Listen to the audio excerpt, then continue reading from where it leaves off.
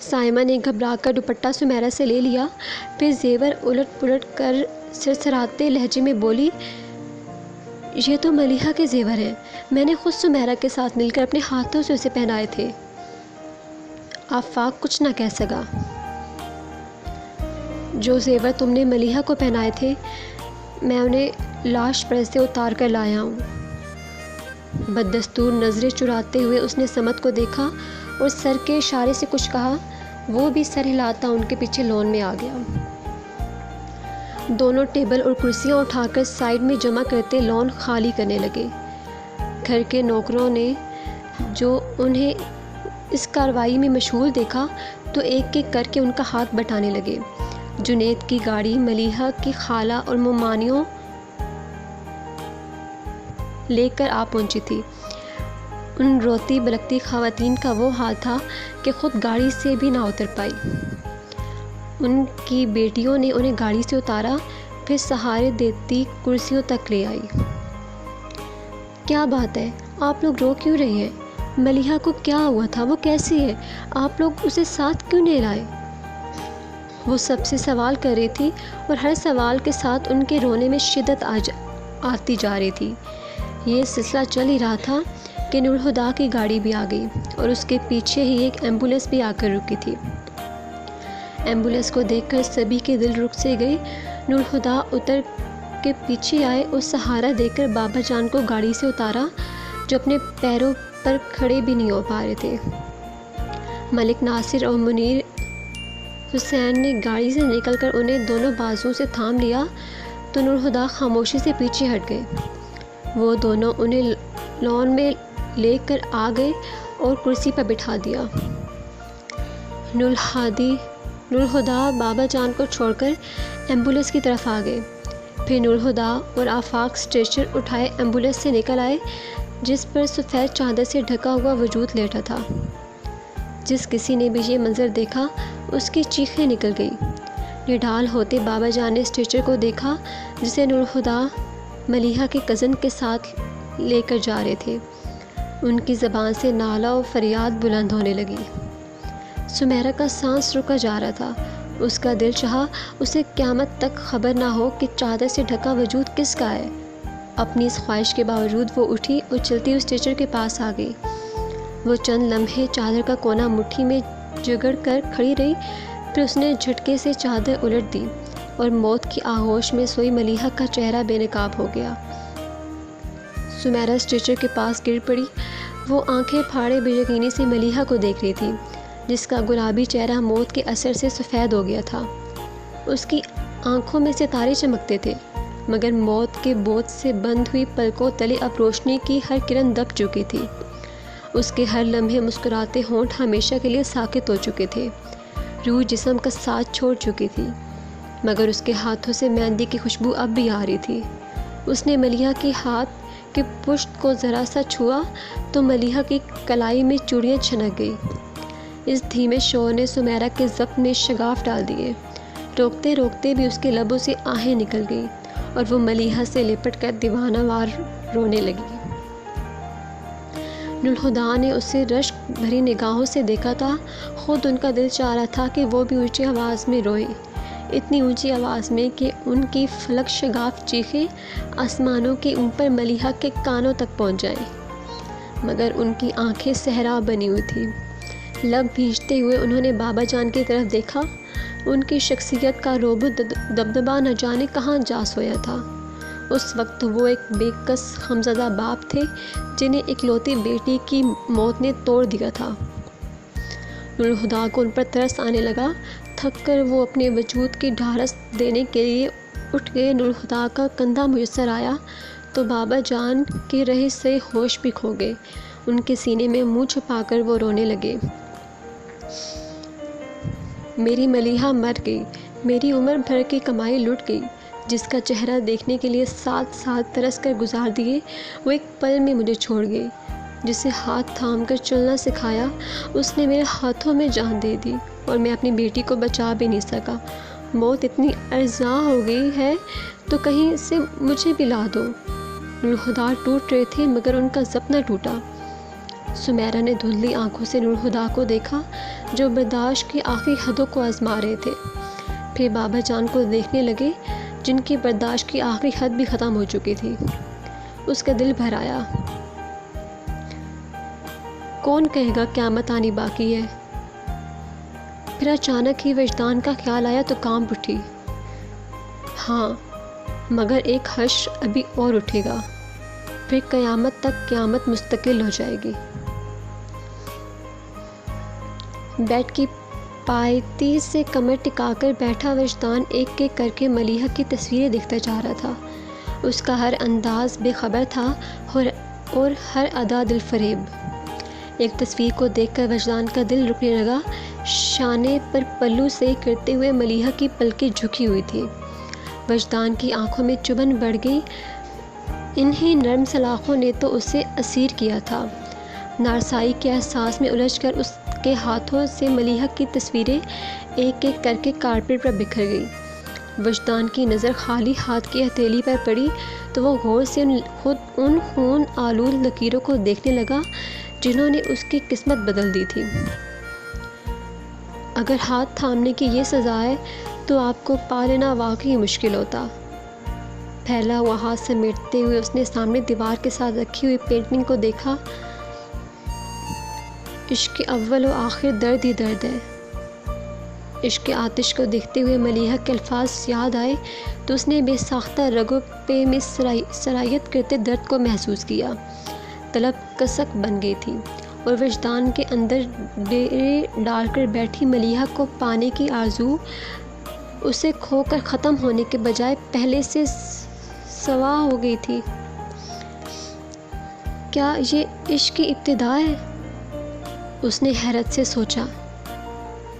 मगर मैं तो उन्हें हमेशा के लिए खो आया हूँ। फिर ये सोच क्यों कर मेरे दिल में समाएगा? इश्क हासिल का नहीं, ला हासिल का जुनून है। वो उसे इश्क की निशानियाँ बता रही थी। वजदान के अंदर ला हासिल का जुनून ठाठे मारा था। इश्क का जन्म जुदाई की कोख से होता है। जुदाई दर्द देती है। अब वजदान के दिल में उस दर्द के सिवा और क्या था? जब ये दर्द लहू बनकर जिस्म में बहता है तो फिर कोई उम्मीद बाकी नहीं रहती। आज वजदान के लिए उम्मीद ख़त्म हो चुकी थी। इश्क वो आग, इश्क वो आतिश है जो जलाए तो राख नहीं करता, फना कर देता है। लेकिन जुस्तजू बाकी थी। वो ला हासिल की जुस्तजू ने वजदान को अंदर अलाव दहका दिया था जिसके शोलों में घिर कर वो हर एहसास खोता जा रहा था। हाँ, मुझे इश्क है। उसने एतराफ़ किया तो मलीहा का एतराफ़ करना याद आ गया। मुझे वजदान से इश्क है। इश्क की आग में जलना आसान नहीं। मलीहा के एतराफ़ ने उसके दर्द को और बढ़ा दिया तो अपनी तकलीफ़ को भूलकर मलीहा की तकलीफ़ उसकी ज़बान का गिला बन गई। या अल्लाह, इश्क की भट्टी में सलगने के लिए क्या मेरा वजूद काफ़ी नहीं था जो तूने उन्हें भी इस आग में उतार दिया?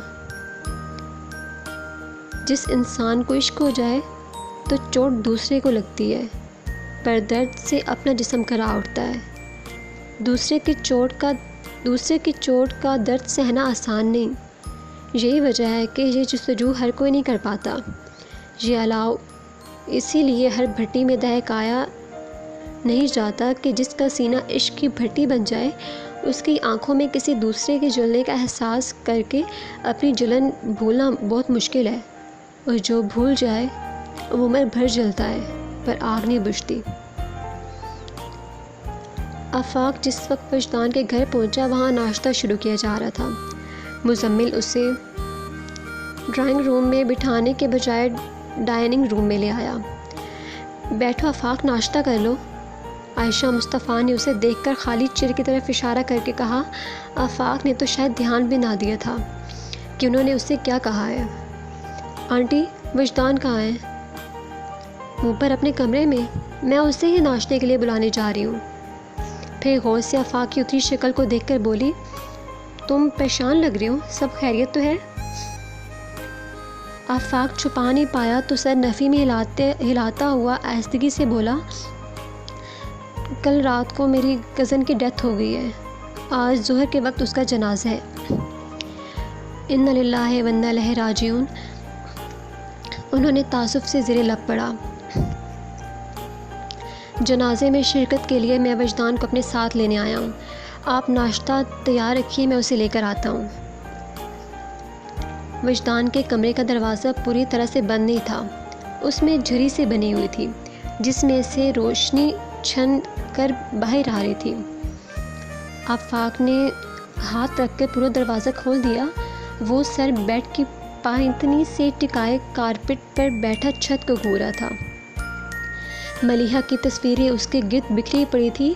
आफाक जानता था वजदान को मलिहा के मरने की खबर देना दुनिया का सबसे कठिन काम हो सकता है, मगर फिर भी वो हौसला करता यहाँ तक चला आया था। मगर वजदान की हालत देखकर उसकी हिम्मत जवाब दे गई। वजदान, बड़ी दिक्कतों से उसने वजदान का नाम लेकर उसे मुखातिब किया था, जब भी तक उसकी मौजूदगी से बेनियाज था। वजदान ने नज़रों का जाविया बदलकर आफाक को देखा, फिर सीधा होते हुए बेख्तियार पूछने लगा, मलिहा कैसी है? आफाक के लब भिज गए। वो समझ नहीं पाया कि सवाल का क्या जवाब दे। फिर उसे यही बेहतर लगा कि उसके सवाल को नज़रअंदाज कर दे। उठकर तैयार हो जाओ वजदान, तुम्हें मेरे साथ चलना है। कहाँ?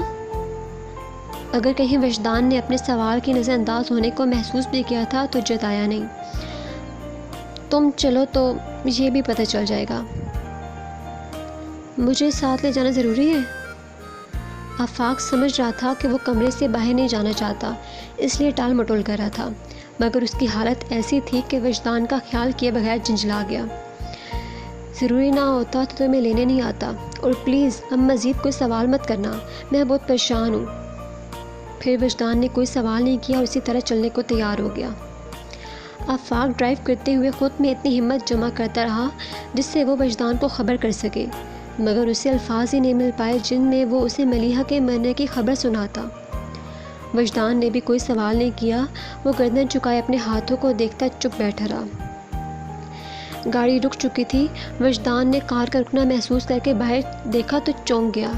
फिर अपने अंदाजे की तस्दीक के लिए उसने बड़े से लोहे के स्याह गेट के बाएं तरफ बेलों से ढकी उस जगमगाती प्लेट को देखा जिस पर स्याह रोशनी में कसरे फारूकी कंधा था। तुम मुझे यहाँ क्यों लाए हो? उसने हैरत से आफाक को देखा, मगर वो कोई जवाब दिए बगैर दरवाज़ा खोलकर उतर गया। वजदान को समझने में दिक्कत नहीं हुई थी कि आफाक कुछ बोलने से गुरेज करने के लिए इस तरह बिहेव कर रहा है। आफाक के उतर जाने के बाद वो कार में बैठा रहा तो आफाक आगे से घूमकर उसकी साइड आ गया और उसके लिए दरवाज़ा खोल दिया। वजदान ने देखा वो उसकी तरफ देखने से गुरेज कर रहा था। आंखों में उलझन लिए वो उतर गया तो आफाक ने दरवाज़ा बंद किया और उससे अपने साथ आने का कहते हुए अंदर पथरीली रविश पर आगे बढ़ गया। वजदान ने उसकी तकलीद में कसरे फारूकी के अंदर कदम रखा तो उससे एक और झटका लगा। एक ही रात में कसरे फारूकी का नक्शा बदल गया था। रात कसरे फारूकी के दरो दीवार से रंगो बू का तूफ़ान उमड़ रहा था, लेकिन दिन के उजाले में वहाँ वीरानी डेरा डाली हुई थी। रात जिनकी खुशगुपियों के बीच कान पड़ी आवाज़ सुनाई नहीं दे रही थी, अब वही लोग सायों की तरह बेआवाज़ गर्दिश के इख्तियार से चल रहे थे कि आहट भी सुनाई नहीं दे रही थी। बारौनक चेहरे बेरौनक हो चुके थे। आवाज़ें सरगोशियों में ढल गई थी। थोड़े थोड़े वक्फे से कसरे फारूकी के अंदरूनी हिस्से से सिसकियों की आवाज़ें उभर जाती और लॉन में बैठे कई मर्द चेहरा छुपाकर अपनी आँखों के गोशों से नमी समेटने लगते।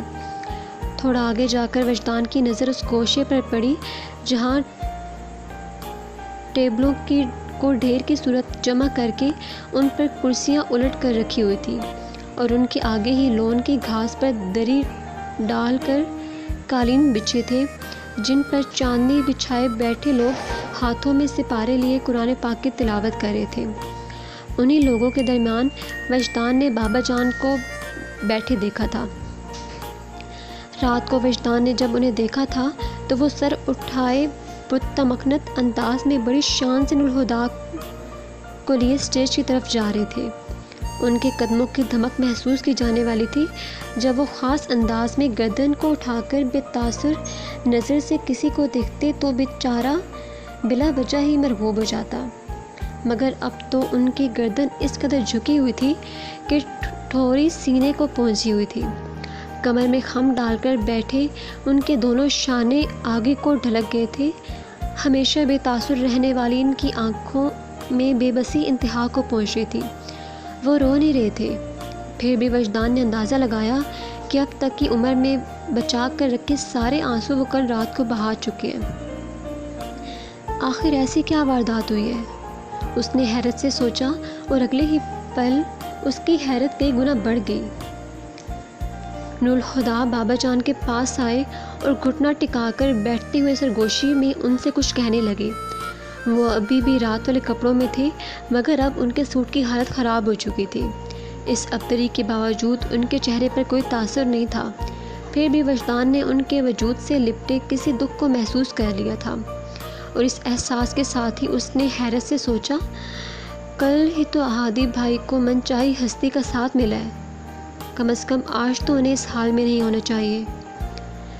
तभी चलते चलते वजदान को ठोकर लगी थी और वो लड़खड़ा कर घुटनों के बल गिर पड़ा, मगर फ़ौरन ही एक हाथ ज़मीन पर रखकर संभलते हुए उसने उठना चाहा, पर अचानक ही उसका जिस्म जैसे पत्थर का हो गया।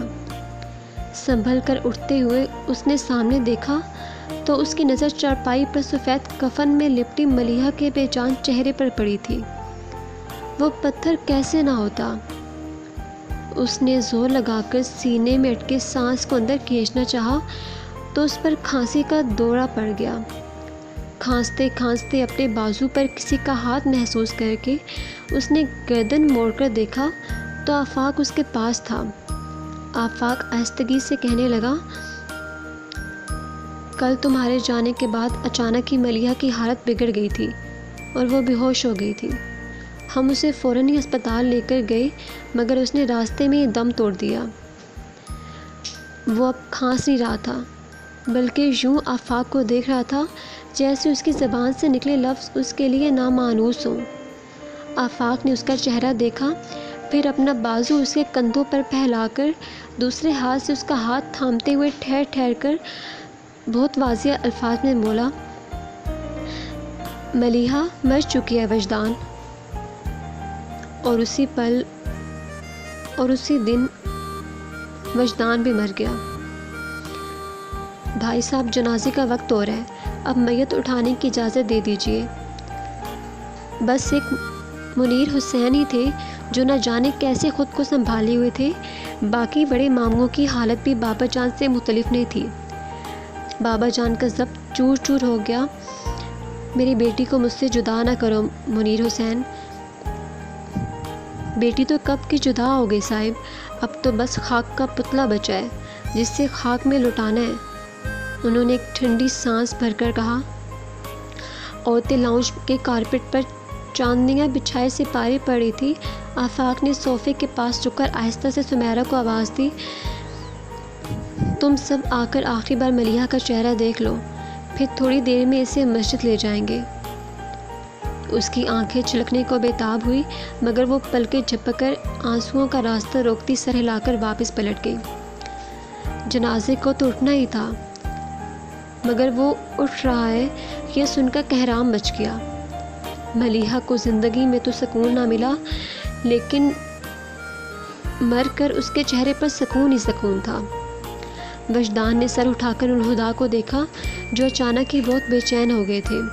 अगर वो इतने बदकिस्मत ना होते तो आज का दिन उनकी ज़िंदगी का सबसे खूबसूरत दिन होता। मगर मैंने एक दुआ भी की थी कि मेरी खुशी की खातिर अपना दुख सहने का हौसला रखने वाले को कभी दुख ना मिले। मैं उसका साथ छोड़ने का हौसला कहाँ से लाऊं जो मुझे साथ छोड़कर जाने की इजाज़त दे रहा है। अल्फाज जो एक पल के लिए वजदान की समातों का पीछा नहीं छोड़ते थे उसके जहन में गूंज गए तो वो बेख्तियार मलिहा से गिला करने लगा। आप तो अपनी ही दुआ का भरम नहीं रख पाई, हादी भाई का साथ क्या निभाती। उसने अब तक उसे दिल में झांक कर भी नहीं देखा था कि वहाँ कितनी तबाही फैली है और आया कुछ बचा भी है कि नहीं। वो बस नूरहुदा को सोच रहा था क्योंकि मलिहा ने नूरहुदा से आगे कुछ नहीं सोचा था। आपकी ये अदा बहुत जालिम है मलिहा। उसने कफन की चादर से झांकते मलिहा के चेहरे को देखा। कल मुझे जुदाई का हुक्म सुनाया और आज हादी भाई से जुदा हो गए। आपको ना मुझ पे तरस आया ना हादी भाई पर। वजदान की आंखें नम हो गई तो मलिहा का चेहरा उसकी नज़रों में धुंधला गया और इस ख्याल से कि आज आखिरी बार उसकी नज़रें मलिहा को छू रही हैं, अब ये नज़ारा आंखों को फिर नज़र नहीं आएगा। काश वो कहीं से आ जाए, एक बार से, आखिरी बार से मैं उसे जी भर के देख तो लूँ। अब एक उम्र उसके बगैर गुजारनी है, कोई तो सहारा हो। मलिहा को जी भर के देखने की ख्वाहिश पर उसके वजदान से कहे आखिरी अल्फाज वजदान को याद आकर बेचैन कर गए। क्या वो भी उस वक्त इसी तरह तड़पी होगी जैसे आज मैं तड़प रहा हूँ। आज कोई जाकर उससे पूछे अपनी पूरी ज़िंदगी में से सिर्फ एक पल मुझे नहीं देगा, एक पल, सिर्फ एक पल मुझे दे दे, एक बार मुझसे मिलने आ जाए, बस एक बार। मैं अपनी पूरी ज़िंदगी आपको दे दूँगा मलिहा, अपनी हर सांस आपके नाम लिख दूँगा, बस एक बार लौट आए, बस एक बार। उसके दिल में हर तरफ फरियादें मचल उठी। उठो अज़र, क्या बेटी को कंधा नहीं दोगे। मलिक नासिर ने ये क्या कह दिया था। बाबा जान तो दीवानों की तरह अपना सर पीटने लगे। मैं मर जाऊंगी बाबा जान। कितने मान से उसने अपने बाप से जान बख्शी की दरख्वास्त की थी। मर जाओगी तो तुम्हें कंधों पर उठाकर अपने हाथों से दफना होगा। अपनी बेटी के लिए कहे गए अल्फाज कितने शफ़ाक थे। बाबा जान को अब एहसास हुआ था। रहने दे मलिक अंकल, फूफा जान से नहीं होगा, आफाक ने उनसे कहा। वजदान उठकर मलिहा के सिरहाने बाएं जानिब आ खड़ा हुआ। नूरहुदा का ज़हन काम नहीं कर रहा था, वरना वो वजदान को पहचान जाते, लेकिन वो हैरान हुए थे कि जलती आंखों और दहकते चेहरे वाला ये शख्स कौन है जिसे मलिहा की मौत पर इतना दुख हुआ कि सुबह से बैठा पागलों की तरह मलिहा को देखे जा रहा है, और अब अपने हुलिये से दीवाना नज़र आता वो शख्स हकदार की तरह मलिहा को कंधा देने आ गया था। ये हैरान होने का वक्त नहीं था, सो उन्होंने अपनी हैरत को झटक दिया। फिर चारों एक साथ झुके और मलिहा का जनाजा अपने कंधों पर उठा लिया। कलमे की सदाएं बुलंद हो गई। आज वो कसरे फारूकी से रुखसत हो रही थी, हमेशा हमेशा के लिए। 20 सालों पर मुक़ीद उसकी ज़िंदगी की दास्तान अचानक एक मोड़ पर आकर ख़त्म हो गई थी। इसे कहते हैं ज़िंदगी और ये होती है मौत। एक बेवफा और दूसरी बेरहम, और क्या बेबसी है कि फ़रार दोनों से ही नहीं। ज़िंदगी सफाक लगे तो मौत के आंचल में छुप जाऊं, लेकिन अगर मर कर भी सुकून ना मिले तो काश कोई तीसरा दरवाज़ा भी होता। कब्र तैयार हो चुकी थी। मलिहा का जनाजा कब्र के पास उतार दिया गया। आफाक ने वजदान को इशारा किया तो वजदान को मलिहा का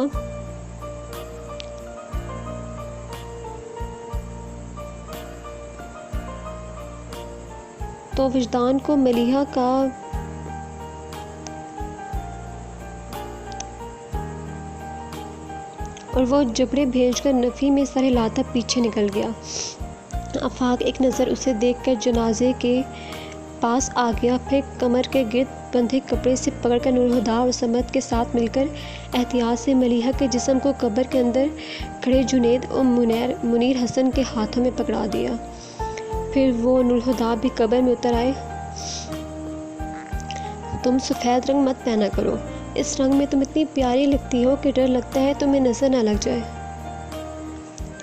कफन की सफ़ेद चादर उसके चेहरे पर से हटाते हुए नुरहुदा के हाथ कांप गए।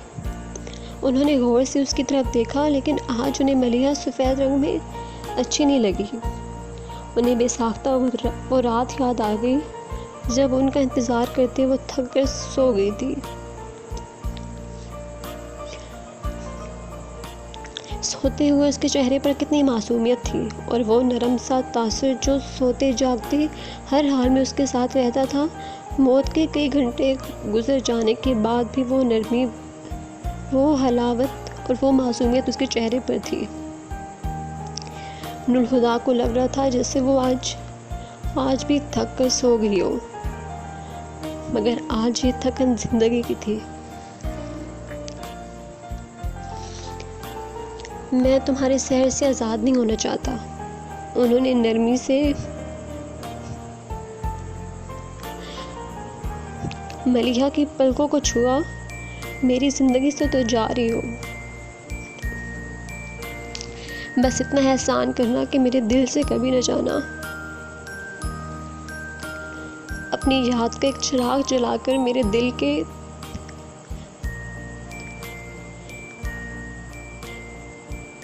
ताक पर रख देना, मैं इस रोशनी में जीने की वजह ढूंढ लूँगा।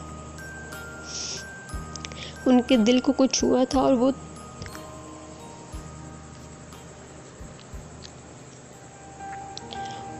तेज़ी से पलटकर कब्र से बाहर आ गए।